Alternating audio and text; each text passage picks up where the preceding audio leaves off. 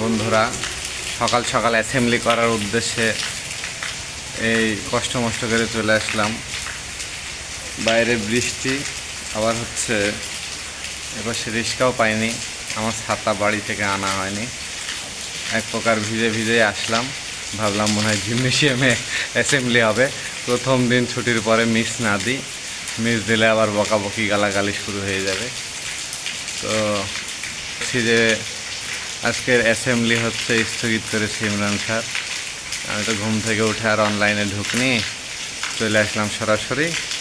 আসে হতাশ, এখন না পারছি হচ্ছে বাড়ির দিকে আবার রওনা দিতে, না পারছি এখন হোস্টেলের দিকে রওনা দিতে। এদিকে বৃষ্টির তাপ আরও বেড়ে গেছে, কেমনটা লাগে। কাল ব্যাক শট খাইলাম,